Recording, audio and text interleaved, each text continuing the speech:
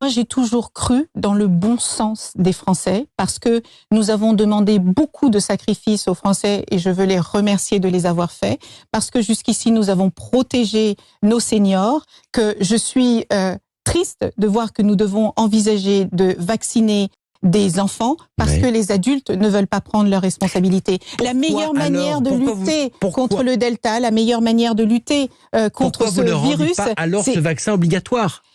Parce que je pense que nous avons envie de faire confiance à l'intelligence des Français. Pourquoi vous hésitez ? Est-ce que ma réponse vous semble hésitante ? Je n'hésite pas. Mais on voit bien que ça ne marche pas. La réalité des faits est là, les chiffres sont là.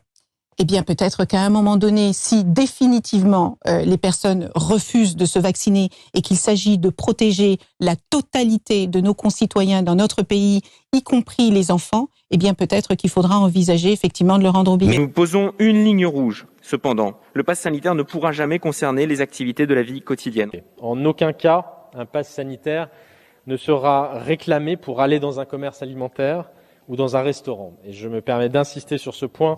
Je ne rendrai pas la vaccination obligatoire. Dans les 5 ans à venir, moi je ne propose pas de décaler l'âge de départ à la retraite. Est-ce qu'il faut reculer l'âge légal qui est aujourd'hui à 62 ans ? Je me suis engagé à ne pas le faire. C'est quand même mieux, sur un sujet aussi important, de faire ce qu'on a dit. Moi, je pense que ce serait excessif et qu'on créerait une société, pour le coup, à deux vitesses, parce que même si la vaccination accélère, aujourd'hui, tout le monde n'a pas accès à la vaccination. On pourrait le faire à passe sanitaire, et c'est même l'idée d'ailleurs, avec un test PCR ou un test fait dans les 48 dernières heures qui pourrait permettre de rendre, par exemple, de rentrer dans une grande surface ou que sais-je, dans un restaurant. Ouais. C'est ce que font notamment les Allemands. C'est ce que font les Allemands, ce que font les Autrichiens en Europe. Je crois que c'est pas la mentalité de notre pays et j'y suis attaché moi aussi. Je pense qu'on a envie tous, là, d'être ensemble dans des protocoles stricts, avec des jauges, etc., bien sûr. Mais on n'a pas envie que pour les activités comme le café, le restaurant, même faire ses courses, on est une société à deux vitesses. Et je pense que c'est très bien comme ça, parce qu'on est capable d'organiser les choses par ces jauges et par ces critères précis. Pour les grands rassemblements, des festivals, des événements sportifs, au-delà de 1000 personnes, comme l'a dit le Premier ministre, on a besoin d'organiser les choses différemment. Aller dans un restaurant, aller dans un cinéma, aller dans un théâtre, aller faire son shopping, on n'utilisera pas le pass sanitaire pour cela.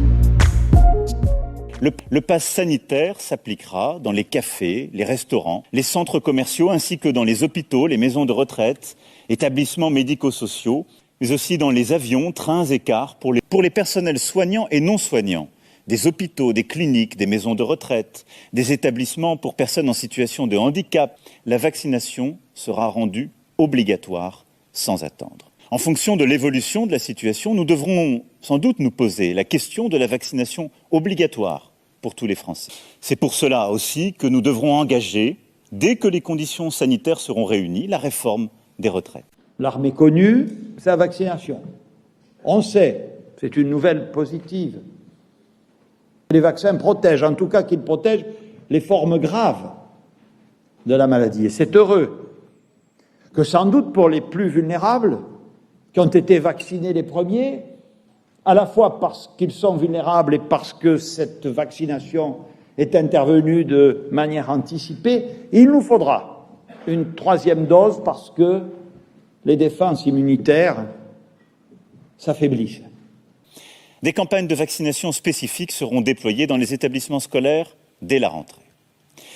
Je veux m'adresser enfin à ceux qui, vaccinés les premiers, c'est-à-dire en janvier et février, verront prochainement leur taux d'anticorps baisser et leur immunité diminuer.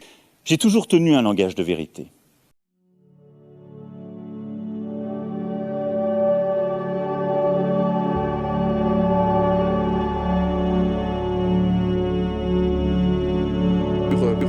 Le pass sanitaire, vous dire qu'on est dans un pays qui a une passion de l'égalité, et je pense qu'on a raison.